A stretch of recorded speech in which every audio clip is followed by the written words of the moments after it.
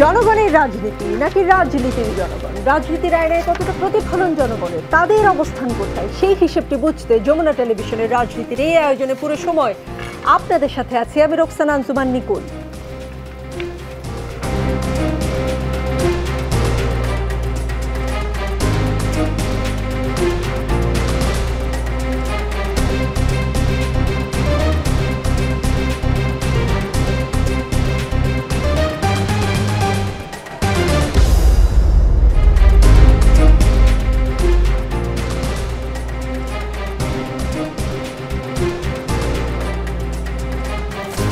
দর্শক, আজকে আমাদের সঙ্গে আছেন জি9-এর সাধারণ সম্পাদক ডাক্তার সাখাওয়াত হোসেন সায়ন্থ এবং আমাদের সঙ্গে জাতীয় নাগরিক পার্টির উত্তরাঞ্চলের মুখ্য সংগঠক সার্জিস আলম আছেন। সার্জিস, 5ই আগস্ট জুলাই গণ অভ্যুত্থান দিবস, 8 আগস্ট নতুন বাংলাদেশ দিবস, 16ই জুলাই শহীদ আবু সাইদ দিবস। বুধবার মন্ত্রিপরিষদ বিভাগ থেকে এক পরিপত্র জারি করা হয়েছে বলে সরকারের এক তথ্য বিবরণীতে জানানো হয়েছে। আপনি বলছেন 8 আগস্ট দ্বিতীয় স্বাধীনতা শুরু হয়নি, দ্বিতীয় স্বাধীনতা নষ্টের, ছাড় দেওয়ার এবং বিপ্লব বেহাতের কর্মযজ্ঞ শুরু হয়েছে 5 আগস্ট জুলাই গণ অভ্যুত্থান দিবস এবং দ্বিতীয় স্বাধীনতা দিবস। 8 আগস্ট ডক্টর ইউনূসের অন্তর্বর্তী সরকার শপথ নিয়েছে, সেই সরকারের নিয়োগদাতা তো আপনারা। কারা তবে নষ্ট করলো, ছাড় দিলই বা কারা? সেই সরকারের নিয়োগদাতা আমরা না। আমরা মনে করি যে আমরা এই অভ্যুত্থানের যে আন্দোলনের যে জায়গা, নেতৃত্বের জায়গা, হয়তো এই জায়গায় ছিলাম, কিন্তু যেদিন এই সরকার গঠিত হয় তার পূর্বে কয়েকদিন এখানে বৈষম্য বিরোধী ছাত্র আন্দোলন, বিএনপি, জামায়াত থেকে শুরু করে সিভিল সোসাইটি, শিক্ষাবিদ বা যারাই সম্পৃক্ত আছেন তাদের চুলচেরা বিশ্লেষণ ছিল। ইভেন প্রফেসর ডক্টর মোহাম্মদ ইউনূসের নিজের এখানে তার সুপারিশের কয়েকজন উপদেষ্টা ছিলেন, সেটা একটা সমন্বয় ছিল। এই সমন্বয়ের ফলে এই উপদেষ্টা পরিষদ গঠিত হয়েছে। আপনাদের পছন্দের ছিলেন? হ্যাঁ, ডক্টর ইউনূস আমাদের পছন্দের ছিলেন, কিন্তু তিনি এটা নির্দ্বিধায়, এবং আমরা মনে করি এখনও এই মুহূর্তেও যদি আমরা আরেকটি অন্তর্বর্তীকালীন সরকার গঠন করতে চাই, তার বিকল্প অপশন এই মুহূর্তে আমাদের চোখে পড়ছে না। কিন্তু যেটা হয়েছে আসলে, এই যে উপদেষ্টা যে পরিষদ, এই পরিষদের অন্তত অর্ধেক মানুষকে আমরা তাদের কাছে যতটুকু প্রত্যাশা ছিল তাদের কাজের জায়গায় ততটুকু আমরা পাইনি, বরং গতানুগতিক একটা সময়ে একজন মন্ত্রী ওই মন্ত্রণালয়ে যতটুকু কাজ করেন, অনভিজ্ঞতার কারণে বলি, দূরদর্শিতা কিংবা সাহসিকতা, যে কোনো কারণেই হোক না কেন, তারা তাদের জায়গায় ওই গতিতেও এই কাজটুকু করতে পারেননি, বরং রুটিন ওয়ার্কটাও করেছেন, সেটাও স্লোলি। এবং আরেকটা জিনিস আমাদের জাস্ট মনে হয়েছে, হয়তো এই মানুষগুলো তাদের পূর্ববর্তী যে কাজ, ওই জায়গায় তারা অভিজ্ঞ, তারা হয়তো সততার সাথে করেছে, দক্ষতা আছে, কিন্তু এই যে রাজনীতির এই জায়গা, একটা মন্ত্রণালয় চালানো, একটা দেশের একটা অংশ চালানো, এই জায়গায় তাদের অনভিজ্ঞতার কারণে। এবং আমরা মনে করি যে আরেকটা জিনিস যেটা আমার মিসিং হয়েছে, সেটা হচ্ছে বোল্ডনেস। আসলে যারা অভ্যুত্থানে সরাসরি অংশগ্রহণ করেছে, রক্ত দিতে দেখেছে, জীবন দিতে দেখেছে, তাদের যে সাহসিকতা, যারা সাহস নিয়ে ওই অগাস্টে রাজপথে নেমেছে, যে কোনো সময় যে কোনো বুলেট তাকে বিদ্ধ করতে পারতো, মৃত্যু হতে পারতো, ওই সাহসিকতা কিংবা বোল্ডনেস আমরা বরং এই উপদেষ্টা পরিষদের অনেকের মধ্যেই দেখতে পাই নাই, যে কারণে স্থানীয় পর্যায়ে তাদের যে একটা কর্তৃত্ব, কন্ট্রোল অন্তর্বর্তীকালীন সরকারের, সেটা না থেকে বরং এটা বিভিন্ন রাজনৈতিক দলের কাছে চলে গিয়েছে এবং তারা এটা তাদের মতো ইচ্ছা করে অপব্যবহার করছে এবং করেছে। কিন্তু 8ই আগস্ট নতুন বাংলাদেশ দিবস যে হয়েছে এবং মন্ত্রিপরিষদ বিভাগ থেকে যে পরিপত্র জারি করা হয়েছে, আপনাদের সহযোদ্ধা দুজন উপদেষ্টা তো সেখানে আছেন, তারা না করলেও, তারা রাজি না হলে এটা করা সম্ভব হয়েছে বলে মনে করেন? অবশ্যই সম্ভব। এখানে উপদেষ্টা 22 জনেরও বেশি রয়েছেন, মাননীয় প্রধান উপদেষ্টা নিজে রয়েছেন, এখানে তো মাত্র 2 জন, তারা হয়তো এক্ষেত্রে মত দেননি, কিন্তু অধিকাংশের মতামতের ভিত্তিতে হয়ে গিয়েছে, যেটার প্রতিফলন আমরা দেখেছি এখানে। আসলে এখন আমাদের মনে হয়, সত্যি কথা, যদি সুযোগ থাকতো আসলে আমরা অবশ্যই, মানে যা কিছু হয়ে যাক না কেন, এই বয়স, অভিজ্ঞতা, তারপরে হচ্ছে রাজনীতি মধ্যে না, এরকম কিছু না দেখে না, সবচেয়ে ভালো ছিল ওই মুহূর্তে একটা বিপ্লবী সরকারই গঠন করা, কিংবা 2-1টা বড় রাজনৈতিক দল বা 2-1জন বড় ব্যক্তি দ্বিমত করছে দেখে জাতীয় সরকার করব না, এটা আসলে করা উচিত ছিল না। এখন এটা মনে হয়, মানে এটা আমাদের সীমাবদ্ধতা, আমি স্বীকার করে নিচ্ছি, আমাদের অনভিজ্ঞতার এখানে দায় আছে কিছুটা, কিন্তু সবচেয়ে ভালো হতো যদি ওই মুহূর্তে এমন একটা বিপ্লবী সরকার বা অন্তত একটা জাতীয় সরকার করা যেত, যারা আসলে সরাসরি এই অভ্যুত্থানের সাথে সম্পৃক্ত ছিল। জি, বিপ্লব বেহাতের কর্মযজ্ঞ শুরু হয়েছে হয়েছে, আপনি বলছেন তাদের অনভিজ্ঞতার কথা, আপনি একবারও তাদেরকে কোনো অভিযোগ করেননি এখনো পর্যন্ত, আপনি যেভাবে বলেছেন, কিন্তু আপনার লেখনীতে আপনি বলছেন বিপ্লব বেহাতের কর্মযোগ্য শুরু হয়েছে, নষ্ট করা, দ্বিতীয় স্বাধীনতার নষ্টের ছাড় দেওয়ার বিষয়টি এসেছে। এটা কথাগুলো কিন্তু যখন লিখেছেন বেশ কঠোর মনে হয়েছে, এখন আপনাকে অতটা কঠোর মনে হচ্ছে না? আমি বলি এটা আসলে মানে ব্যাপারটা কি এমন, যখন ধরেন অর্ধেক অন্তত আমি ধরলাম 10 জন উপদেষ্টা 22 জনের মধ্যে তারা তাদের মতো স্ট্রংলি যে একটা মন্ত্রণালয় ডিল করা, সচিবালয় থেকে শুরু করে একটা গ্রাম পর্যন্ত এটা যখন করতে পারে না, তখন যে রাজনৈতিক দল মাঠ পর্যায়ে তাদের কর্মী কিংবা নেতাকর্মী অনেক বেশি থাকে, স্পেশালি যদি আপনি বিএনপির কথা বলেন, তারা তাদের জায়গা থেকে যখন বুঝে যে একজন উপদেষ্টাকে ওইটুকু কর্তৃত্বপরায়ণ জায়গায় তারা দেখতে পাচ্ছে না, তারা নিজেদের মতো যতটুকু নিয়ে নেয়ার তারা নিয়ে নেয়। আপনি যায় দেখেন, ইভেন আমি যদি শিক্ষা মন্ত্রণালয়ের কথা বলি, বাংলাদেশের প্রত্যেকটা স্কুল কলেজ স্থানীয় পর্যায়ে আমরা এখন দেখতে পাচ্ছি কি জানেন, অ্যাডহক কমিটি হচ্ছে। সেই অ্যাডহক কমিটিতে সভাপতি হওয়ার একমাত্র ক্রাইটেরিয়া আপনি বিএনপি রাজনীতি করেন কিনা। কিন্তু শিক্ষা প্রতিষ্ঠানগুলোতে এভাবেই তো আওয়ামী লীগ নষ্ট করেছিল। কিন্তু এই প্রক্রিয়া যদি এখনো চলতে থাকে, আমার এই অন্তর্বর্তীকালীন সরকারের উপদেষ্টা কিংবা তারা যদি স্ট্রংলি ওই নির্দিষ্ট এলাকার সবচেয়ে যোগ্য মানুষটাকে, কোনো দল দেখার প্রয়োজন নেই, নট ইভেন এনসিপি, বৈষম্যবিরোধী ছাত্র আন্দোলন, নাথিং, কোনো দল না দেখে সবচেয়ে যোগ্য মানুষটাকে যদি কর্তৃত্ব নিয়ে না দিতে পারে, তারা যদি এইটা হিসাব করে এটা দিয়ে আমি স্থানীয়ভাবে ওই কন্ট্রোলটুকু করতে পারবো না, পলিটিক্সের জায়গায় ব্যালেন্স করতে পারবো না, তাহলে তো আলটিমেটলি আমরা অন্তর্বর্তীকালীন সরকারকে যেই জায়গায় দেখতে চেয়েছিলাম, যেই সংস্কারগুলো দেখতে চেয়েছিলাম, সেটা তো আমরা দেখতে পাই না। সো সামগ্রিকভাবে এটা একটা জাস্ট এক্সাম্পল, এরকম প্রত্যেকটা জায়গা হয়েছে। একজন ইউএনও জনগণের যে সুবিধাগুলো দেওয়ার কথা সরাসরি, সেগুলো এখন বাধ্য হয়ে রাজনৈতিক স্থানীয় নেতৃবৃন্দের মাধ্যমে দিতে হচ্ছে। এবং আমরা যেটা দেখছি, অধিকাংশ খুব স্বাভাবিকভাবে বিএনপি তাদের জায়গায় নিয়ে নিচ্ছে, তাদের নেতাকর্মীরা দিচ্ছে, এবং এটা দিতে গিয়ে আওয়ামী লীগের মতোই আবার জনগণের থেকে টাকা নেওয়ার যে কালচার, এটা শুরু হয়েছে। আমরা দেখছি যে প্রশাসনের ক্ষেত্রে আপনি যদি দেখেন, পুলিশের ওসি এসআই এখন যারা আছে, তারা মামলা হয়েছে, অসংখ্য মামলা, মিথ্যাভাবে মামলা হয়েছে রাজনীতিকে সামনে রেখে, সেগুলোকে কেন্দ্র করে অসংখ্য পুলিশ সদস্য আমরা এখন আবার দেখতে পাচ্ছি আগের রূপে ফিরে এসেছে। যেহেতু তাদের ব্যবস্থা নেওয়া হয়নি, তাদের বিচারের আওতায় আনা হয় নাই, কাঠগড়ায় দাঁড় করানো হয় নাই, তারা এখন আবার টাকা খাচ্ছে। একদম প্ল্যান করে একটা মামলা সাজানো হচ্ছে, 200 জন আসামি, হয়তো 100 জন সম্পৃক্ততা আছে, বাকি 100 জনকে রাজনৈতিকভাবে কাবু করা, ব্যবসায়িকভাবে কাবু করা, মিথ্যা মামলা চাপ দিয়ে অর্থ নেওয়া, এই কাজগুলো করা হচ্ছে। তাহলে স্থানীয়ভাবে প্রশাসনের যে পুলিশের সদস্যরা বা যারা এটা করছে, এটাকে তো তাদেরকে শাস্তির আওতায় আনতে পারছে না আমার এই স্বরাষ্ট্র মন্ত্রণালয়। আবার এই যে মিথ্যা মামলা দেওয়া হচ্ছে, বিচারিক প্রক্রিয়াগুলোকে বাধাগ্রস্ত করা হচ্ছে, বিভিন্নভাবে চাপ প্রয়োগ করে অন্যদিকে রায় নেওয়া হচ্ছে, এখানে আইন মন্ত্রণালয় আমার কিছু করতে পারছে না।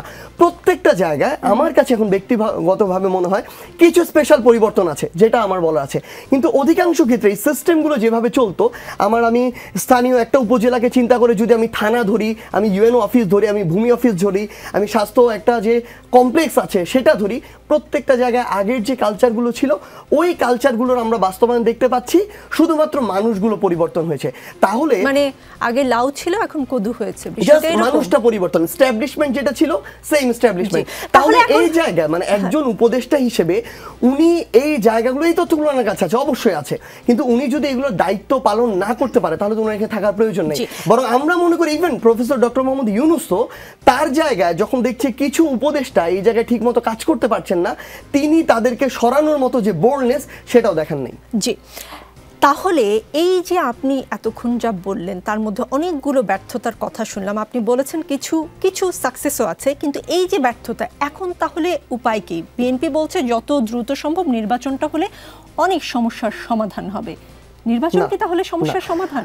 নির্বাচন সমস্যার সমাধান না, তবে আমাদের জায়গা থেকে যেটা মনে হয়, সরকার তাদের জায়গা থেকে যে আমাদেরকে সময়টা দিচ্ছে, মাঝে মাঝে বলছে ফেব্রুয়ারিতে সম্ভব হলে, মাঝে মাঝে বলছে যে এপ্রিলে সম্ভব হলে, আমরা আশা করছি এই দুইটার কোনো একটা সময় হবে। এই সময়ের পূর্বে সরকারের সুষ্ঠু এবং স্বচ্ছ নির্বাচন করার জন্য নির্বাচন কেন্দ্রিক যে সংস্কারগুলো প্রয়োজন, এগুলোর প্রত্যেকটা করতে হবে। মৌলিক যে সংস্কারগুলো, আজকে আপনি দেখবেন সাবেক প্রধান নির্বাচন কমিশন একটা কথা বলেছেন যে মৌলিক সংস্কারগুলো না করলে 1000 বছরেও সুষ্ঠু নির্বাচন সম্ভব না। এটাই সবচেয়ে গুরুত্বপূর্ণ বিষয়। উনি এই সিস্টেমে প্রত্যেকটা জায়গা দেখেছেন একটা নির্বাচন করাতে গিয়ে। আমরা মনে করি যদি এখানে সুষ্ঠু এবং স্বচ্ছ নির্বাচন না হয়, ক্ষমতায় যেই আসুক না কেন, ইভেন বিএনপি বা জামায়াত বা এনসিপি বা যেই হোক না কেন, আলটিমেটলি এই যে সার্বিক দিক দিয়ে ফলটা ভালো হবে না। আমরা মনে করি নির্বাচন যদি সুষ্ঠু না হয় তাহলে অ্যাকচুয়ালি যারা জনগণের প্রতিনিধি তারা আবার ক্ষমতায় আসবে না। এখানে যদি আইনের শাসন প্রতিষ্ঠিত না হয় প্রত্যেকটা জায়গায় আবার ব্যালট বাক্স চুরি হবে। এখানে যদি পুলিশ কেন নির্বাচন সুষ্ঠু হবে না? নির্বাচন গত 3টি নির্বাচন সুষ্ঠু হয়নি, আওয়ামী লীগ ছিল সেই কারণে অভিযোগ সেটাই। এখন তারা নেই বা তাদের নিয়োগকৃত সিইসিও থাকবে না, তাদের নিয়োগের বা নির্বাচন কর্মকর্তারাও থাকবে না। তাহলে কেন নির্বাচন সুষ্ঠু হবে না বলে আপনারা আশঙ্কা করছেন? এটা হচ্ছে মানে আজকের যিনি মানে সাবেক প্রধান নির্বাচন কমিশনার তিনি আরেকটি কথা বলেছেন যে আমি তো শুধু এখান থেকে ঢাকায় বসে নির্বাচনটা পরিচালনার নির্দেশনা দিয়েছি, কাজ তো হয়েছে মাঠ পর্যায়ে। আপনি একটা উপজেলার কথা চিন্তা করেন, একটা উপজেলার সুষ্ঠু নির্বাচনের জন্য পুলিশকে ফেয়ারভাবে কাজ করতে হবে। সুষ্ঠু নির্বাচনের জন্য যারা বিভিন্ন ধরনের নির্বাচন কেন্দ্রিক দায়িত্বে থাকেন, বিভিন্ন শিক্ষকরা এই দায়িত্বে থাকেন, তাদেরকে সুষ্ঠুভাবে এটা করতে হবে। নির্বাচন সুষ্ঠু হওয়ার জন্য কোনো একটা ভোট কেন্দ্রে কোনো একটা দল যেন এসে দখলদারিত্ব না করতে পারে, ব্যালট বাক্স চুরি না করতে পারে, অন্য কাউকে ঢুকতে বাধা না দিতে পারে, এই বিষয়গুলো স্ট্রিক্টলি ফলো করতে হবে। আমরা আমাদের জায়গা থেকে এখনই কি দেখছি? আমরা দেখছি আপনি যে কোনো একটা জায়গায় যদি দেখেন থানাতে অলরেডি কিছুদিন আগে আপনি দেখবেন বিএনপির চট্টগ্রামের একটা ইউনিটের আহ্বায়ক বলেছেন ইউএনও ওসি যদি আমাদের কথা শুনে তাহলে ওসি থাকবে, ইউএনও থাকবে, নাহলে তাদের ইউএনওগিরি ওসিগিরি করা বাদ দিয়ে দিতে হবে। এই কথা স্পষ্ট বলেছে ঢাকা শহর তাদের দখলে থাকবে।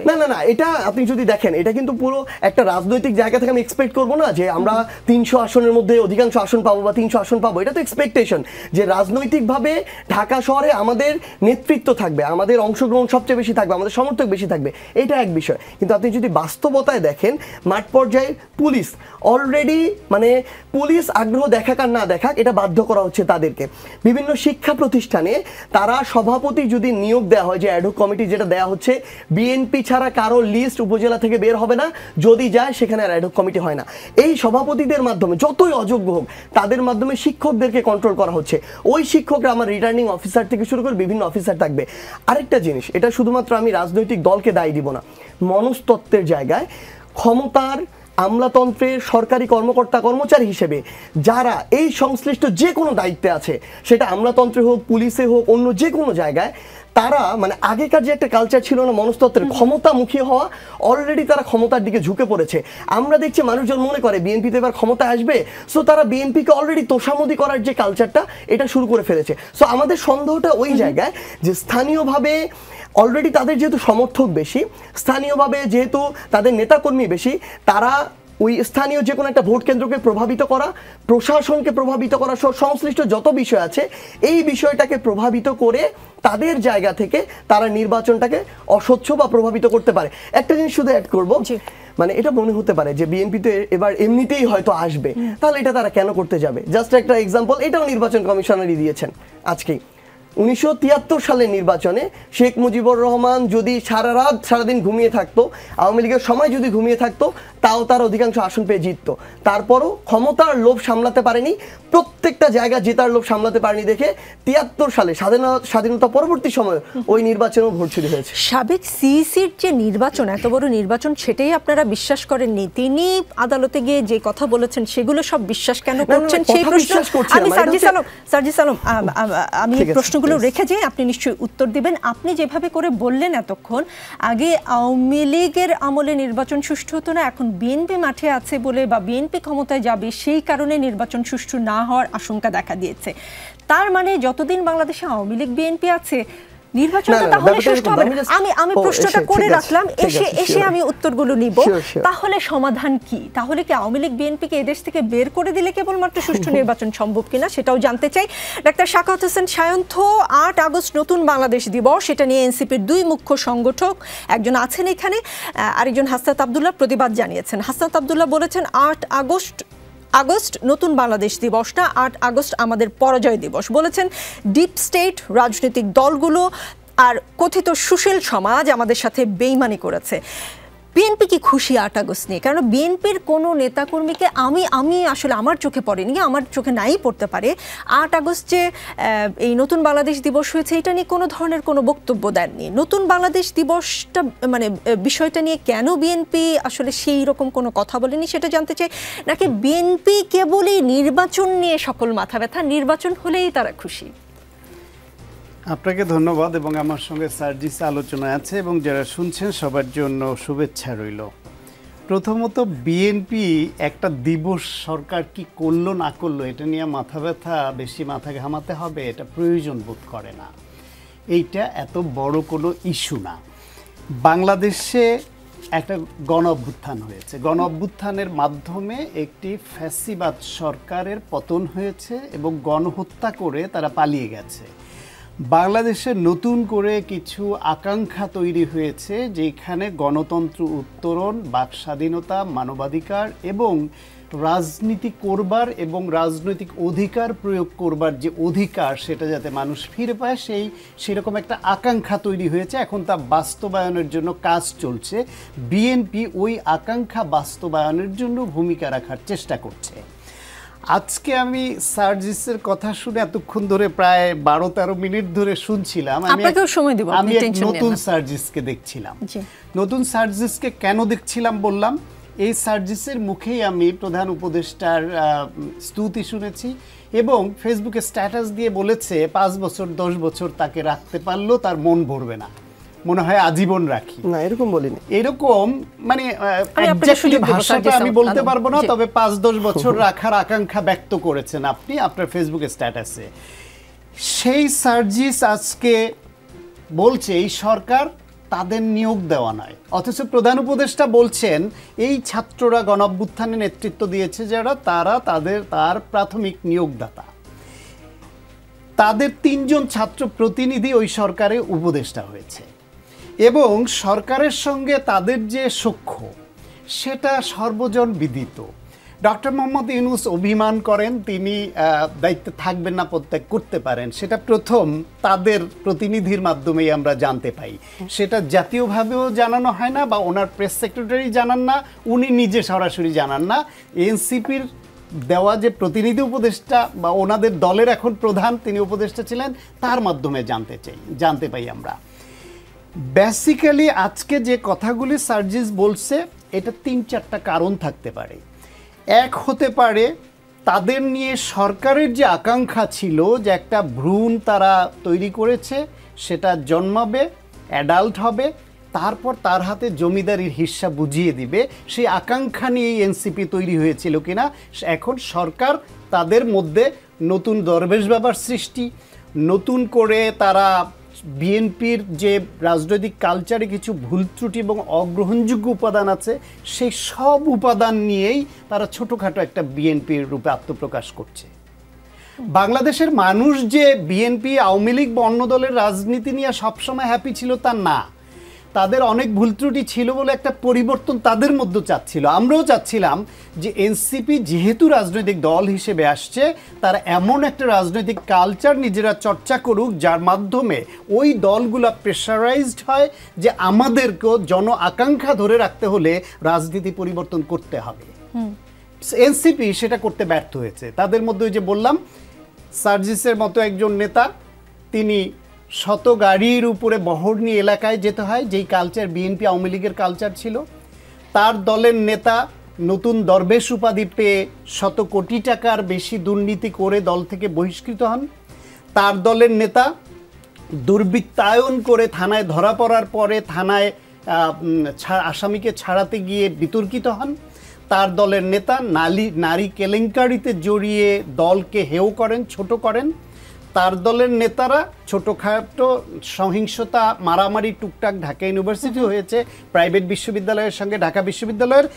গতকাল মাদারীপুরে তাদের সদস্য সচিবকে তার দলের কর্মীরা কুপিয়েছে। দলের মধ্যেই মামলা পাল্টা মামলা শুরু হয়ে গেছে। এখন সেই দলে আমি সংক্ষেপে বলে নেই যে এই অবস্থার প্রেক্ষিতে যখন তারা দেখেছে যে ডক্টর মোহাম্মদ ইউনূস লন্ডনে গেছেন এবং একটা দলের প্রধানের সঙ্গে আলোচনা করে একটা যৌথ বিবৃতি দিয়েছেন, এটা তারা ভালোভাবে নেয়নি। যখন দেখছে যে তারা মাঠে যেরকম প্রভাব ফেলতে পারবে আশা করছিল সেটা তারা পারেনি। সেই পারেনি বলে সরকারের কোনো কোনো অংশ তাদেরকে নিয়ে যে স্বপ্ন দেখছিল তাদের স্বপ্ন ভঙ্গ হয়েছে, যে কারণে তারাও আর হয়তো এনসিপির দিকে আগের মতো মনোযোগ, যে যমুনায় 144 ধারা ভেঙে যমুনার সামনে গেলেও যে গরমের মধ্যে ঠান্ডা পানির পরশ দিবে, সেই ঠান্ডা পানি পরশ দেওয়ার মুডে সরকার হয়তো নেই। এটা একটা হতে পারে, অথবা হতে পারে তারা এখন একটা কিংস পার্টির তকমা থেকে নিজেদের বের করবার জন্য আপোষের ভিত্তিতে সরকার বিরোধিতা শুরু করেছে, অথবা সার্জিসের সত্যি সত্যি আমরা 8-10 মাস আগে যেটা রিয়েলাইজ করেছি, এই গভর্নমেন্ট তাদের রাজনৈতিক অভিজ্ঞতা নাই, তারা টেবিল ওয়ার্কে অত্যন্ত পণ্ডিত মানুষ, যার যার সেক্টরে খুবই নামকরা এবং সফল মানুষ, একথা বারবার টকশোতে আমি বলেছি, কিন্তু রাষ্ট্র পরিচালনায় তারা মোটেই অভিজ্ঞ নন এবং তারা প্রচুর ভুল করছেন। তারা রাজনৈতিক শক্তির মধ্যে বিভেদ তৈরি হচ্ছে সেটাকে উস্কে দিচ্ছেন কখনো কখনো, সেই সব কথা বলছিলাম। আজকে সার্জিস সেটা করছেন, এটা তার উপলব্ধিও হতে পারে। এখন এই তিনটার মধ্যে যেটা আমি বললাম এর কোনটা, নাকি এর বাইরে আরো কোনো কারণ আছে, সেটা সার্জিস নিশ্চয়ই উত্তর দিবেন। ডাক্তার সায়ন্থ, আমি আবার 8ই আগস্টে ফিরি। যদিও আপনি বলেছেন যে বিএনপির আসলে এই বিষয়ে কোনো মাথা ব্যথা নেই। মাথা ব্যথা কেন নেই? আনিস আলমগীর সিনিয়র সাংবাদিক, তিনি লিখেছেন, যাক এবার 5ই আগস্ট কেবল জাতীয় দিবস নয়, জাতীয় ছুটির দিন হিসেবেও স্বীকৃতি পেয়েছে, কারণ এই দিনে শেখ হাসিনা সরকারের পতন ঘটেছিল এবং বর্তমান সরকার এটিকে জুলাই গণ অভ্যুত্থান দিবস হিসেবে পালন করবে।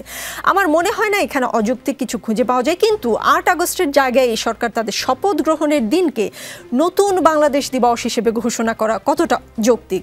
বঙ্গবন্ধুর জন্ম এবং মৃত্যু দিবস জাতীয় দিবসের তালিকা থেকে বাদ দেওয়া হয়েছে, 7ই মার্চকেও জাতীয় দিবসের কাতার থেকে মুছে দেওয়া হয়েছে, অথচ 8ই আগস্টের মতো তারিখকে জাতীয় দিবস হিসেবে রাখা হচ্ছে। এভাবে প্রতিটি ক্ষমতার আরোহণ দিবসকে যদি জাতীয় দিবস হিসেবে ঘোষণা করা হয়, জাতির অবস্থা কোথায় গিয়ে দাঁড়াবে? আমরা কি সারা বছর কেবল দিবস আর দিবসের মধ্যে দিয়েই কেটে ফেলবো, আর আগামীতে যারা ক্ষমতায় আসবে তারা এই সব দিবস রাখবে?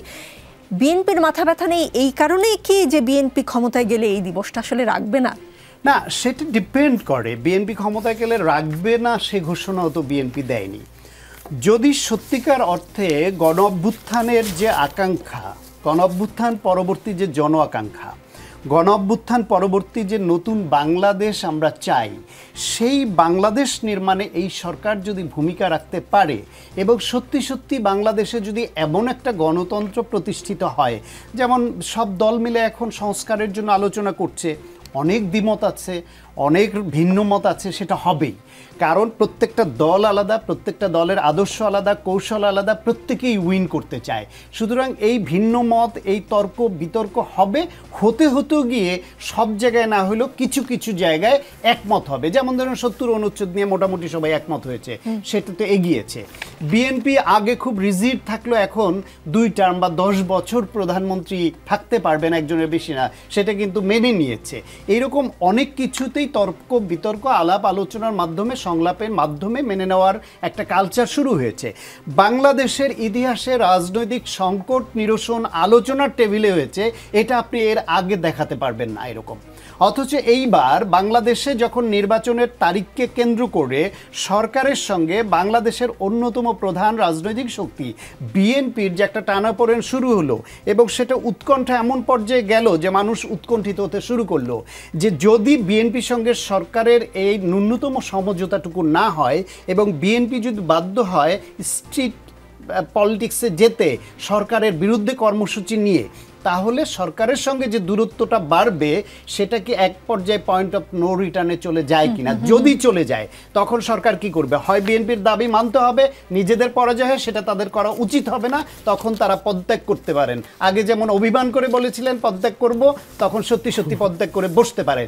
যদি এই সরকার পদত্যাগ করে, গণ অভ্যুত্থানের পরে প্রত্যেকটা স্টেক হোল্ডারের সমর্থন নিয়ে বাংলাদেশের ইতিহাসে সবচেয়ে বেশি মানুষের সমর্থন পুষ্ট যে সরকার, তারাই টিকতে পারলো না, যেখানে এই যে এদের মধ্যে ঐক্য নষ্ট হয়ে যাওয়ার কারণে সেইখানে আবার নতুন করে একটা ইন্টারিম গভর্নমেন্ট সবাই একমত হয়ে করবে, এই সার্জিস, এই বিএনপির নেতা, জামাতের নেতা একমত হবে, এটা তো বিশ্বাসযোগ্য না। তখন কি হবে? ইমার্জেন্সি ছাড়া তো আর পথ থাকে না। তখন সংবিধান কিভাবে সুরক্ষিত হবে? তখন ক্ষমতাটা কোন পক্ষের হাতে যাবে?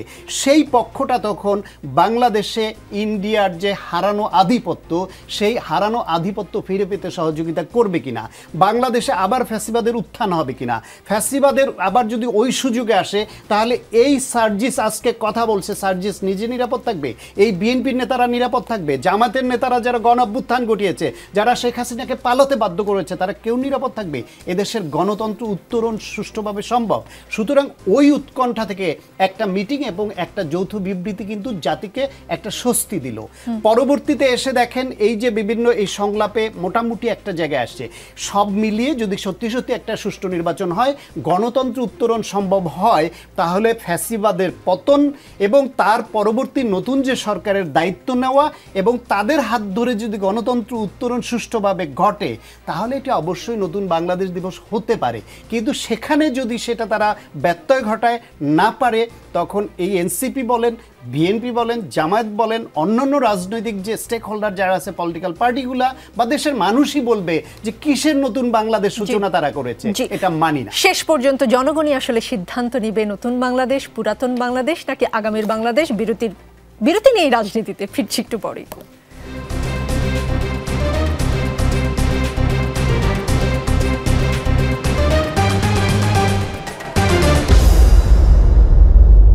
দর্শক, আমাদের সঙ্গে সার্জিস আলম আছেন। সার্জিস, বিএনপির স্থায়ী কমিটির সদস্য সালাউদ্দিন আহমদ বলেছেন জাতীয় ঐকমত্য কমিশন নির্বাহী বিভাগকে দুর্বল করতে বেশি সক্রিয়। বলেছেন অতীতে একজন স্বৈরাচার তৈরি হয়েছিল বলে নির্বাহী বিভাগকে ধ্বংস করা যাবে না, বরং শক্তিশালী তত্ত্বাবধায়ক গঠন করতে হবে যার মাধ্যমে ক্ষমতার ভারসাম্য রক্ষা ও গণতন্ত্র নিশ্চিত হবে। বিএনপি সংস্কার চায় কিন্তু কোনো বিভাগকে দুর্বল করতে চায় না। বিএনপি মনে করে প্রধানমন্ত্রীর মেয়াদকাল নির্ধারণ করে দেওয়া হলে জাতীয় সাংবিধানিক কাউন্সিল বা এর পরিবর্তে সাংবিধানিক ও সংবিধিবদ্ধ প্রতিষ্ঠানের নিয়োগ কমিটির কোনো প্রয়োজন নেই।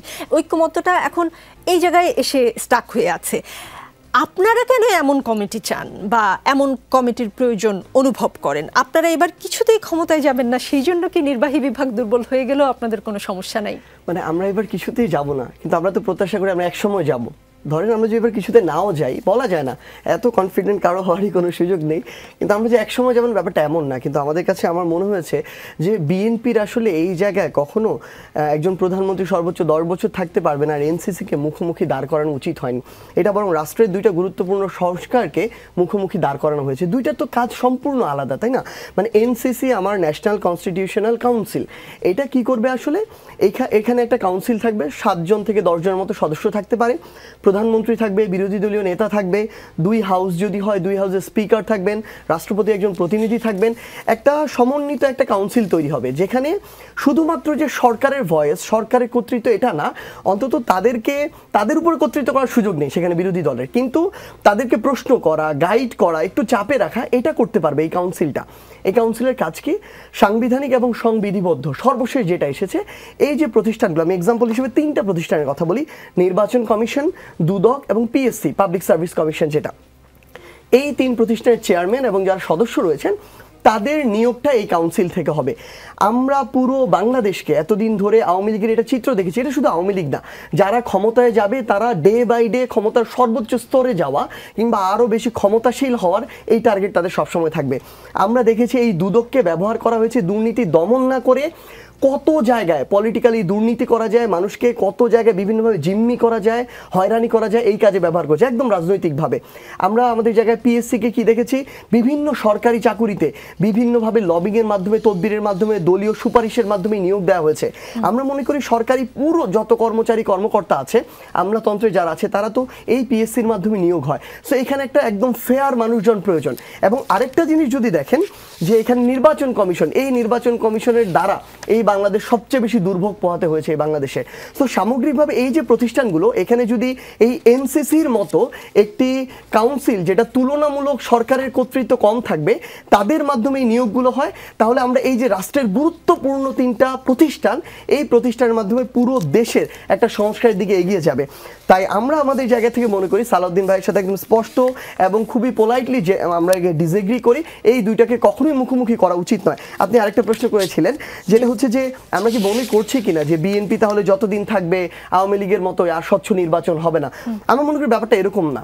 এখানে মানে বিএনপিকে দায় দিয়ে আমরা দিচ্ছি না, এবং দায়টা শুধু বিএনপির যাবেও না, এবং অন্য কোনো দলও যদি আরও বেশি ক্ষমতাশীল হয় তাদেরও দায়টা আমরা এভাবে দিয়ে দিতে পারি না। আমরা যেটা বলছি, এই অন্তর্বর্তীকালীন সরকারের এই দায়িত্বটা নিতে হবে ফেয়ার একটা নির্বাচনের জন্য সংশ্লিষ্ট সকল প্রতিষ্ঠান এবং ব্যক্তি যেন সুষ্ঠুভাবে সৎ সাহস নিয়ে যে কোনো প্রতিবন্ধকতা আসলে তার বিরুদ্ধে গিয়ে স্বচ্ছভাবে ভোটটা শেষ করতে পারেন। কিন্তু আমরা এই অন্তর্বর্তীকালীন সরকারের কাজের মধ্য দিয়ে বিগত 10 মাসে এই বোল্ড স্টেপগুলো দেখিনি। এই কারণে আমাদের আশঙ্কা হচ্ছে এই দায় কখনো বিএনপিকে দিয়ে দেওয়া যায় না। তারা তো চাইবে, তাদের জনসমর্থন আছে, সমর্থক আছে, তারা তো জিতে আসতে চাইবে। এটার জন্য ওই নির্বাচনের একদিনে সে জিততে পারলে 5 বছরের জন্য ক্ষমতায় সে চাইবে না একটু যেভাবেই পারা যায় জিতে আসা। কিন্তু আমরা সরকারকে এই ভূমিকায় দেখতে চাই। আর ভাই যে কয়েকটা কথা বললেন, এই কয়েকটা কথার বিষয়ে একটু কথা বলতে তিনটা অপশন দিয়েছেন। জি হ্যাঁ, মানে এখানে প্রথমে একটা জিনিস ক্লিয়ার করি, প্রধান উপদেষ্টাকে নিয়ে আমি যেটা বলেছেন প্রফেসর ডক্টর মোহাম্মদ ইউনূসকে নিয়ে, সেটা আজকেও বলবো। এখনো আমি মনে করি যে কোনো একটা নির্বাচিত সরকার যেটা ভোটের মাধ্যমে 5 বছরের জন্য নির্বাচিত হয়েছে, ধরেন 26-এর নির্বাচনে নির্বাচিত হলো, সেই সরকারেরও যদি প্রধানমন্ত্রী পদে প্রফেসর ডক্টর মোহাম্মদ ইউনূসকে দেয়া হয়, এই মুহূর্তে আমি বিশ্বাস করি যে কারো চেয়ে উনি জাতীয়ভাবে আন্তর্জাতিকভাবে সততার সাথে কিংবা দক্ষতার সাথে ওই জায়গাটিতে অন্য যে কারো চেয়ে ভালো কাজ করতে পারবেন। আমি এই কথাটি বলেছিলাম। এই অন্তর্বর্তীকালীন সরকার 5-10 বছর থাকুক এটা আমি কখনোই বলিনি।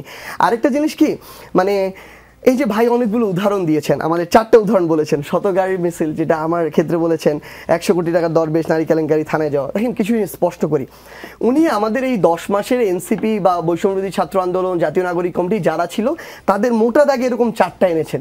বিশ্বাস করুন আমি যদি এখানে বলা শুরু করি, মানে এরকম মোটা দাগের গুলো না, জাস্ট অন এন অ্যাভারেজ বলতে থাকি, আমি অন্তত এরকম 4000 বলতে পারবো যেটা 10 মাসে হয়েছে বিএনপির।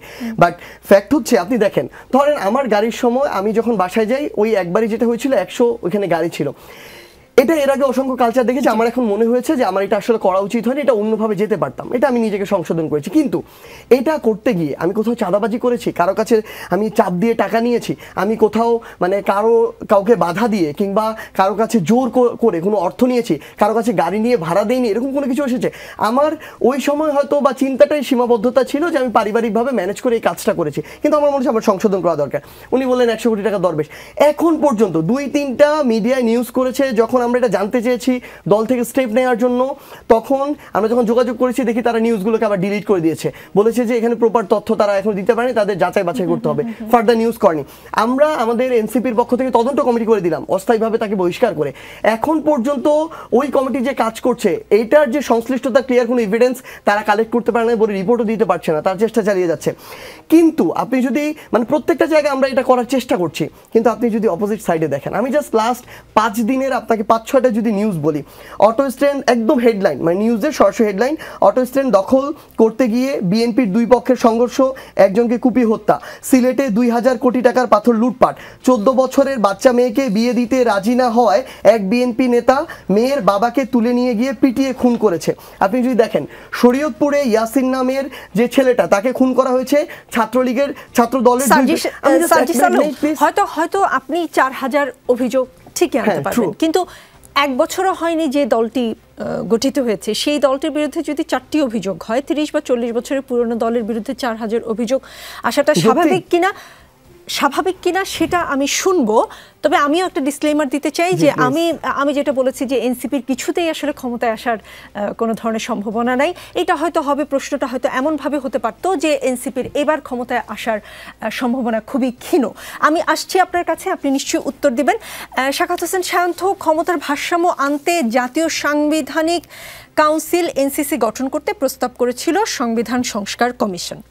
সাংবিধানিক প্রতিষ্ঠান, সশস্ত্র বাহিনীগুলোর প্রধান ও অ্যাটর্নি জেনারেল নিয়োগে নাম চূড়ান্ত করবে এই কাউন্সিল বা এনসিসি। বিএনপি এনসিসি চায় না। তখন নতুন একটা প্রস্তাব দেওয়া হলো, বলা হলো যে ঐক্যমত্য কমিশন বলল যে ঠিক আছে, এনসিসির পরিবর্তে নতুন কমিটি হবে, এতে প্রধানমন্ত্রী, বিরোধী দলীয় নেতা, সংসদের উচ্চকক্ষ ও নিম্নকক্ষের স্পিকার, প্রধান বিরোধী দল ছাড়া অন্যান্য বিরোধী দলের একজন প্রতিনিধি, প্রধান বিচারপতি মনোনীত আপিল বিভাগের একজন বিচারপতি থাকবেন এবং তারা সাংবিধানিক ও সংবিধিবদ্ধ প্রতিষ্ঠানে নিয়োগের জন্য নাম চূড়ান্ত করবে। অ্যাটর্নি জেনারেল নিয়োগ ও 3 বাহিনীর প্রধান নিয়োগ এই কমিটির দায়িত্বের বাইরে থাকবে। সেটাতেও বিএনপি রাজি না। বিএনপির এত ভয় কেন? মানে কেন বিএনপি নির্বাহী বিভাগ দুর্বল হলে এত আশঙ্কায়? কি হারাবার ভয়? বিএনপির আসলে ভয় হয়তো না, এটা কৌশল।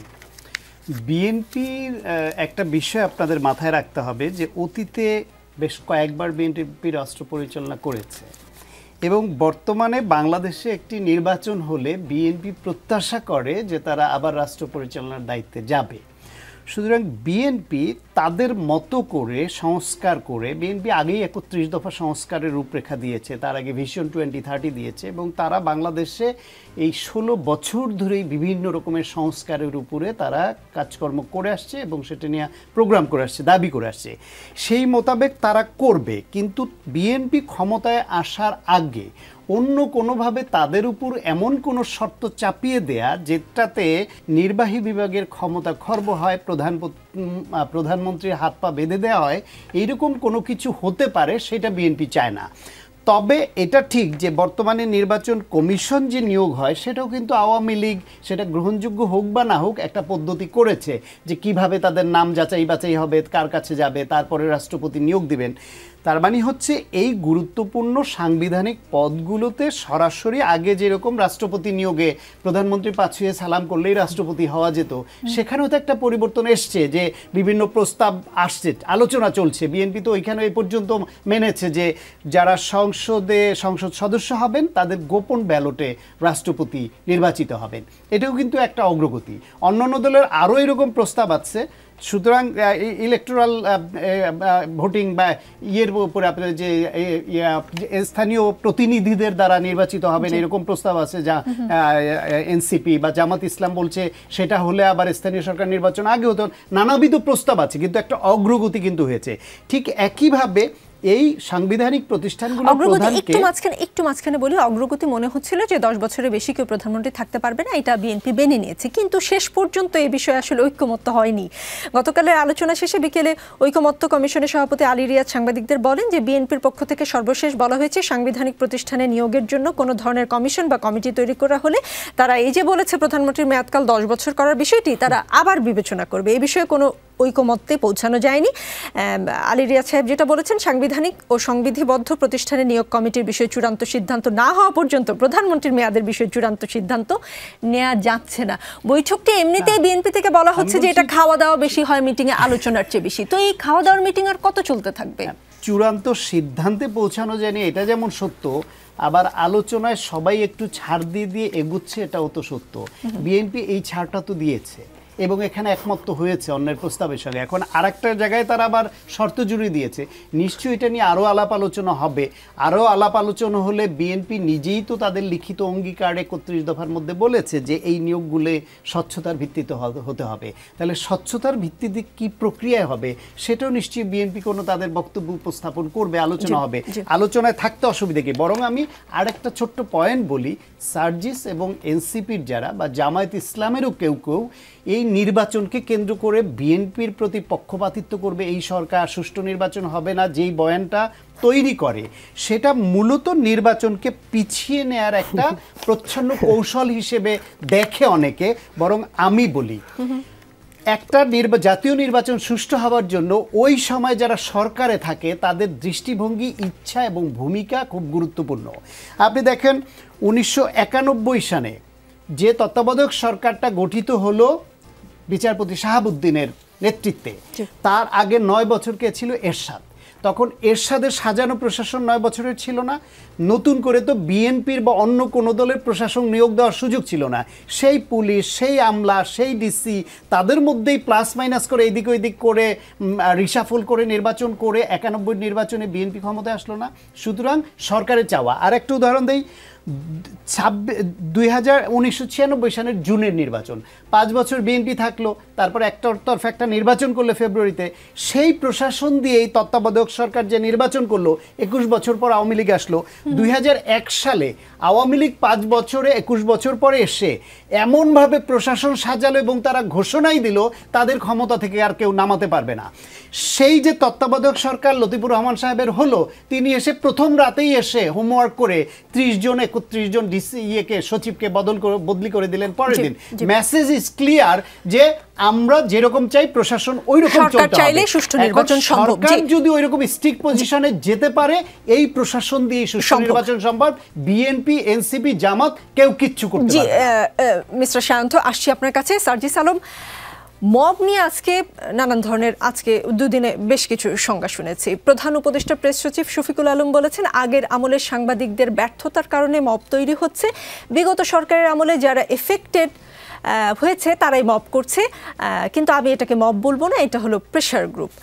হাসনাত আবদুল্লাহ আপনার সহকর্মী, তিনি বলেছেন মব এবং জনরোষের পার্থক্য আছে, কোনো অন্যায়ের জন্য কোনো ব্যক্তির নিজস্ব স্বার্থে যদি লক্ষ্য উদ্দেশ্য নাই এরকম একটা বিক্ষুব্ধ জনগোষ্ঠীকে একসঙ্গে করে স্বার্থ হাসিলের চেষ্টা করে, সেটা হচ্ছে মব, যারা এই বাংলাদেশকে ধ্বংস করেছে, কেউ অস্ত্র দিয়ে ধ্বংস করেছে, কেউ কলম দিয়ে, কেউ মগজ দিয়ে এই ধ্বংসের বা এই খুনের বৈধতা উৎপাদন করেছে, যারা টকশোতে এসে খুনের বৈধতা উৎপাদন করেছে তাদের বিচার কিভাবে করবেন? তাদের বিচারটা যেহেতু সরকার করতে পারে নাই, সেই জনরোষের ফলাফল এটা, আমি এটাকে মব মানতে রাজি না, তিনি বলেছেন। আর বিএনপির ভারপ্রাপ্ত চেয়ারম্যান তারেক রহমান বলেছেন এখন মব জাস্টিস নামে এক হিংস্র উন্মাদনা মানবতার শত্রু হয়ে দাঁড়িয়েছে, এটি গণতান্ত্রিক সংস্কৃতি গড়ে তোলার পরিবেশকে বিপন্ন করবে। মবের নানা ধরনের সংজ্ঞার মধ্যে কোন সংজ্ঞাটি আপনার সবচেয়ে জনবান্ধব মনে হয়েছে আর কোন সংজ্ঞাটি সবচেয়ে মব বান্ধব মনে হয়েছে? দেখুন, মানে জনবান্ধব মব বান্ধব এটা ডিফাইন করার আগে আমাদের একটু পার্সপেক্টিভে যাওয়া দরকার যে 5ই আগস্টের পরে মানে বাংলাদেশের মানুষের তো মানে এটা কখনো বাংলাদেশের মানুষ প্রত্যাশা করেনি যে আমার নির্দিষ্ট একটা অফিসে গিয়ে আমার এই সাংবাদিকের বিরুদ্ধে কথা বলতে হবে। বাংলাদেশের মানুষ তো এটা চায় নাই যে আমার কোনো একটা অফিসে গিয়ে যে এই অফিসের সবচেয়ে বড় দুর্নীতিবাজ তাকে সরাতে হবে, আমরা তো এটা কখনো চাই না। স্থানীয় সরকারের যেই প্রকৌশলীর মানে 5,000 কোটি টাকার সম্পদের তথ্য পাওয়া যায় তাকে গিয়ে আমার ওইখান থেকে বহিষ্কার করতে হবে, কিংবা যেই ভূমি অফিসের একজন কর্মকর্তার অন্তত 500 কোটি টাকা থাকে তাকে যে ওইখান থেকে সরাতে হবে এরকম একজন চোর বাটপার দুর্নীতিবাজকে, এই দায়িত্ব তো আমার ছিল না, আমরা এটা কখনো করতেও চাই না। কিন্তু এই যে আমরা যেটা দেখেছি অন্তর্বর্তীকালীন সরকার, আপনি বলেন একটা অন্তর্বর্তীকালীন সরকার একটা মানুষের যখন দেয়ালে পিঠ থেকে যায় পুরো একটা দেশের মানুষের, তখন এমন একটা গণঅভ্যুত্থান হয়। তাহলে যাদের অত্যাচার নির্যাতন নিপীড়নে এই যে হাজার হাজার সরকারি কর্মকর্তা কর্মচারী বা বিভিন্ন জায়গায় যারা আছে যাদের অত্যাচার নির্যাতনে মানুষ শেষ পর্যন্ত দেয়ালে পিঠ থেকে গিয়ে একটা গণঅভ্যুত্থান করলো, হাজারের উপরে মানুষ জীবন দিল, এই মানুষগুলোকে কি সরানো হয়েছে? আমরা এখন পর্যন্ত অন্তর্বর্তীকালীন সরকারের থেকে এই 10 মাসে এরকম 1000 মানুষের একটা লিস্ট পেয়েছি যেই মানুষগুলোকে তারা তাদের জায়গা থেকে স্থায়ী বহিষ্কার করেছে এবং শাস্তির আওতায় এনেছে, আমরা পাইনি। কিন্তু কেন আজকে 10-11 মাস পরে গিয়ে এই প্রধান নির্বাচন কমিশনার যারা বিএনপির রাজনীতির যে একটা সাংগঠনিক জায়গা এটাকে ভেঙে দিয়েছে একদম প্ল্যান করে, আওয়ামী লীগকে যারা সহযোগিতা করেছে, যারা বাংলাদেশের মানুষের সবচেয়ে বড় গণতান্ত্রিক অধিকারটা কেড়ে নিয়েছে, এই যে একটা রাজনৈতিক মানে দলগুলো নিজেদের মতো করে এই যে একটা নির্বাচন কমিশনকে ব্যবহার করলো, সেই নির্বাচন কমিশনের প্রধান নির্বাচন কমিশনারকে কেন 10-11 মাস পরে গিয়ে মানুষের রুম থেকে টেনে নিয়ে আসতে হয়? এই কাজকে অন্তর্বর্তীকালীন সরকারের ছিল না। সো আমাদের জায়গা থেকে আমরা এটা প্রত্যাশা করি না যে এমনভাবে, শেষ করে একটু, যে এমনভাবে কিছু হবে এটা আমরা প্রত্যাশা করি না। কিন্তু এই যে কাজগুলো, এই দায় এই কাজগুলো পূর্বেই করার ছিল এবং এই দায়গুলো না সরকারও কখনো এড়াতে পারে না। আপনাকেই প্রশ্ন করবো, আমি একটা প্রশ্ন করে বরঞ্চ যেহেতু সময় কম আমি আসলে দ্রুত প্রশ্নগুলোর উত্তর নিতে চাই। গণ অভ্যুত্থানে অংশ নেওয়া বেসরকারি বিশ্ববিদ্যালয়ের শিক্ষার্থীদের প্রাইভেট ঐক্য নামে নতুন প্ল্যাটফর্মের আত্মপ্রকাশ হয়েছে। আজ 151 সদস্যের কমিটি ঘোষণা করা হয়েছে। 18 জুলাইকে প্রাইভেট দিবস হিসেবে সরকারি স্বীকৃতির দাবি জানিয়েছে তারা। খুব কমন কথা শুনতে পাই, আমি জানি না আপনার কানে গিয়েছে কিনা, আন্দোলনের পর প্রাইভেট বিশ্ববিদ্যালয়ের শিক্ষার্থীরা পড়ার টেবিলে ফিরলো, চাকরির বাজারে কম্পিট করলো, কিন্তু এই সার্জিসরা যে চাকরির কোটার জন্য লড়াই শুরু করলো তারাই আর চাকরির পরীক্ষা দিল না, পড়ার টেবিলে ফিরলো না। এমন মন্তব্য প্রশ্নের মুখোমুখি আপনি হয়েছেন কিনা? না, এরকম দেখেন মানে মুখোমুখি হওয়া হয়নি, কিন্তু কমেন্টে আমরা এরকম অসংখ্য দেখেছি। মানে একটা জিনিস কি মনে হয়, একদম ফ্র্যাঙ্কলি স্পিকিং, বিগত 10 মাসে যেটা দেখেছি বাংলাদেশের প্রত্যেকটা জায়গায়, প্রত্যেকটা রাজনীতির জায়গা বলেন, সিভিল সার্ভিসের জায়গা বলেন, গণমানুষের জায়গা বলেন, প্রত্যেকটা জায়গায় জাস্ট মানুষগুলো, যেই মানুষগুলো ভাগ বাটোয়ারা পায়, অংশ পায়, যেই মানুষগুলো চালায়, এই মানুষগুলো পরিবর্তন হয়েছে। কিন্তু এই যে পুরো এস্টাবলিশমেন্ট যেটা ছিল, যে এস্টাবলিশমেন্টেই করাপ্টেড, যেটার কারণেই বাংলাদেশের এত ভুক্ত হলো, জনগণকে এত ভুক্ত হলো, এটা ঠিক ওইভাবেই আছে। নেগোসিয়েশনটা আগে হয়তো ছিল 80-20, এখন হয়ে গেছে 20-80। জাস্ট দেশের বাইরে ভারতে থেকে হোক ইউকেতে থেকে হোক তারা তাদের ভাগটা পেয়ে যাচ্ছে, এইটুকুই হয়েছে। আমরা সার্জিস, হাসনাত, নাহিদ, আসিফরা যদি এখান থেকে চলে যাই কিচ্ছু হবে না। জাস্ট কোন জিনিসটা হবে জানেন, সেটা হচ্ছে এই যে এস্টাবলিশমেন্টটা আবার সেম ভাবে গড়ে ওঠার ট্রাই করছে, তাদের এগেনস্টে যে কিছু মানুষ ভয়েস রেইজ করছে, কথা বলার চেষ্টা করছে, এই কথা বলাটা থেমে যাবে। আগের মতো সুশৃঙ্খলভাবে এটা চলতে থাকবে। জাস্ট আমরা যদি এখনো আমাদের জায়গা থেকে যেই বলেন না কেন আমরা এটা ছেড়ে দিয়ে যদি চলে যাই, বিশ্বাস করেন আমাদের ফ্যামিলি মানে হাজার হাজার শুকরিয়া করবে যে আমরা এখান থেকে চলে গিয়েছি। কারণ আমাদের যে আর ব্যক্তিগত লাইফ ছিল, এটা আর আমাদের ব্যক্তিগত আর লাইফ নাই। সবাই মানে তাদের জায়গা থেকে মানে এটা মনে করে যে তারা এখন যতটা মানে একটু হলেও শান্তি চায় এবং চায় যে আমরা এগুলো থেকে সরে যাই, কিন্তু আমরা চাইলেও সরতে পারি না। ওই একটা দায়বদ্ধতা থেকে আমরা ডাক দিয়েছি। মানুষ নির্বিচারে নিজের জীবন পরিবার কিচ্ছু না চিন্তা করে রাস্তায় নেমেছে, একজনের পর একজন জীবন দিয়ে চলে গিয়েছে। সো আমরা তো আমাদের চোখে দেখতে পাচ্ছি যে এই যে এস্টাবলিশমেন্ট আবার গড়ে ওঠার চেষ্টা করছে, আমাদের জীবন দিয়ে হলো এটা দায়বদ্ধতা নিজের বিবেকের কাছে যে এটার বিরুদ্ধে আমাদের দাঁড়াতে হবে। আরেকটু ভাই যেটা বললেন, আমার দুইটা জায়গায় জাস্ট উত্তর দিতে হবে। যে কোনো কিছুতেই তারা নির্বাচন পিছিয়ে যাওয়ার কৌশল দেখছেন। যখন প্রধান উপদেষ্টা জুনে বলেছেন কিচ্ছু বলি নাই আমরা, এপ্রিলে বলেছেন কিচ্ছু বলি নাই, ফেব্রুয়ারিতে বলেছেন তখনও কিচ্ছু বলি নাই, তাহলে বারবার এই জিনিসটা যখন টানা হয় আমরা মনে করে নিব যে তাদের এই যুক্তিগুলোর এগেইনস্টে কিছু বলার মতো অন্য কোনো এক্সকিউজ আর নাই। আমরা জাস্ট একটা জিনিস বলেছি যে বিএনপির সাথে ইভেন ওইখানে লন্ডনে গিয়েও যদি প্রধান উপদেষ্টার এরকম আলোচনা হয় আমাদের কোনো সমস্যা নেই। ফ্যাক্ট হচ্ছে সরকার আলাদা বিবৃতি দিবে, বিএনপি আলাদা দিবে। একটা রাজনৈতিক দলের সাথে কিভাবে একটা সরকার আলাদা করে নির্বাচনের ডেট এবং মাস নিয়ে বিবৃতি দিতে পারে, এর চেয়ে মানে মানে গণতন্ত্র কিংবা সবাইকে ঐক্যবদ্ধ করা পারে না যেভাবে একটি দলের প্রধানকে ডেকে নিয়ে তার মনের অভিমানের কথা জানা যায়। কখনো একটি দলের প্রধানকে ডেকে নিয়ে এটা করেনি, এটা একটা ভুল প্রোপাগান্ডা ছড়ানো হয়। মানে ব্যাপারটা হচ্ছে তিনি যখন দেখছেন যে বিভিন্ন জায়গা থেকে বিএনপি বা তাদের বিভিন্ন লোকজনকে দিয়ে একদম ইচ্ছাকৃতভাবে সরকারকে চাপে ফেলে, সেটা সংস্কার হোক আর না হোক, বিচার হোক আর না হোক, দ্রুত নির্বাচন দিতে হবে, এই প্রক্রিয়াটা যখন তিনি তার জায়গা থেকে তাদের উপদেষ্টা মণ্ডলীকে নিয়ে আলোচনা করেন, তাহলে আমাদের ফাংশন করার কোনো প্রয়োজন নাই, হয় আমরা থাকবো না বা নির্বাচন দিয়ে চলে যাব, এরকম কিছু একটা সুষ্ঠু হোক আর না হোক। সেখানে তো তাদের যখন এই আলোচনাটা উপদেষ্টা মণ্ডলীর মধ্যে দিয়ে আসে, তখন সেখান থেকে এই কথাটা আমাদের ধরেন নাহিদ ইসলাম প্রথম জেনেছে। তার মানে এটা না তিনি নাহিদকে ডেকে বলেছেন। যখন এটা বলেছে, একটা স্পষ্ট করে কথা বলি, অন্যান্য রাজনৈতিক দল কতটা এটা অনুভব করে আমি জানি না, আশা করি এবং প্রত্যাশা করি তারা অনুভব করে, কিন্তু নাহিদ, সার্জিস বা হাসনাত এই যাদের কথাই আপনারা বলেন না কেন, এটা অনুভব করে এই মুহূর্তে ডক্টর ইউনূস ওই জায়গা থেকে যদি চলে যান, এমন একজন মানুষকে আমরা বাংলাদেশে দেখছি না যিনি সকল দলকে ওই ঐক্যবদ্ধ জায়গাটাতে রাখতে পারবেন। এই কারণেই ছুটে যাওয়া বিবেকের তাড়না থেকে। লাস্ট একটা কথা, 96 ইলেকশনের কথা বলা হয়েছে, 91 ইলেকশনের কথা বলা হয়েছে। হ্যাঁ, সেখানে বিএনপি আওয়ামী লীগ থাকার পরও সেখানে সুষ্ঠু নির্বাচন করতে পেরেছে প্রশাসন স্ট্রং থাকার কারণে। আমরা এখনো বিশ্বাস করি সরকার প্রশাসন যদি নিরপেক্ষ থাকে সুষ্ঠু নির্বাচন সম্ভব। তবে বিএনপি আর আওয়ামী লীগ মাঠ পর্যায়ে সাংগঠনিকভাবে তখন সমান শক্তিশালী ছিল, তো এই কারণে আরেকটা চাইলে অত বেশি প্রভাবিত করতে পারেনি। কিন্তু বিএনপি এবার সৌভাগ্যক্রমে একটা সুযোগ পেয়ে গিয়েছে, তাদের সমান সাংগঠনিক শক্তিশালী একটা রাজনৈতিক দল নাই। তাই আমাদের আশঙ্কা তাদের অনেকে, সবাই করবে এটা আমরা মনে করি না, সেন্ট্রাল কমান্ডের নির্দেশনাও থাকবে না, স্থানীয় পর্যায়ের কিছু নেতাকর্মী যারা কখনো দলের আদর্শ চিন্তা করে না, যারা কখনো শহীদ জিয়ার আদর্শ চিন্তা করে না, সময় নাই। কিন্তু এই প্রশ্নটা আমি ভবিষ্যতের জন্য তুলে রাখলাম যে আপনি যেভাবে বলছেন যে এত শক্তিশালী বিএনপি একটা একতরফা নির্বাচন হয়ে যাবে কিনা, এই প্রশ্ন এখন যেমন আমি এই প্রশ্ন বলছি, এখন যেমন প্রশ্ন তোলা হয় বিএনপিকে ছাড়া গত 3টি নির্বাচন হয়েছে, একতরফা নির্বাচন হয়েছে, সেখানে কারচুপি হয়েছে, এই যে আগামী নির্বাচনটা হবে আওয়ামী লীগকে ছাড়া, এত বড় একটি দলকে ছাড়া নির্বাচন হলে ইতিহাস এটা নিয়ে প্রশ্ন তুলবে কিনা, আপনি এক শব্দে বা এক লাইনে কোনো উত্তর রেডি করুন।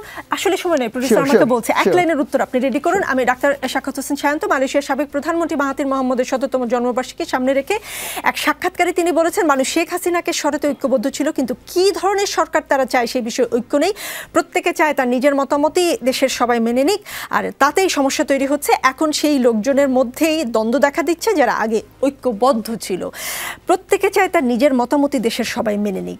এটা স্বৈরাচারী আচরণ না? না, এটা স্বৈরাচারী আচরণ না, মানে যেটা বলেছেন এটা রিয়ালিটি, এইটা হচ্ছে। তবে আগে শুরুতেই বলেছি রাজনৈতিক দলগুলি তার স্বার্থ, তার অবস্থান অক্ষুণ্ণ রেখে তার পদ্ধতিতে দেশের মানুষকে সেবা দিতে চায়। এটা তার কৌশল, এটা তার আদর্শিক অবস্থান, এটা তার সব কিছু মিলিয়ে তাদের রাজনৈতিক অবস্থান, এটা দোষের না। এই কৌশলের মাধ্যমে রাজনীতি একটা কৌশলের খেলা, সুতরাং এটা হবে। সেইখানে সরকারের তরফ থেকে এদের ঐক্যবদ্ধ রাখবার জন্য যে অভিভাবক সুলভ আচরণ দরকার ছিল, যেটা আমরা দেখেছি শুধুমাত্র তারা যখন কোনো বড় ক্রাইসিসে পড়ে, যখন চিটাগাংয়ে সাম্প্রদায়িক দাঙ্গা তৈরির উস্কানি দিল, হিন্দুদেরকে ব্যবহার করলো ইন্ডিয়া এবং আওয়ামী লীগ, তখন তাদের প্রয়োজন হয়েছিল সব দলকে ডেকে ঐক্যবদ্ধ করার, তখন হলো। সুতরাং তারা যখন এরকম ক্রাইসিসে পড়ে তখন তারা সবাইকে ডাকে, কিন্তু সবাইকে এক রাখবার জন্য, দেশকে এগিয়ে নেবার জন্য যে অভিভাবক হিসেবে তাদের যে দায়িত্ব পালন করবার কথা, এইটা এই সরকার করছে না। জি সার্জিস 30 সেকেন্ড প্লিজ।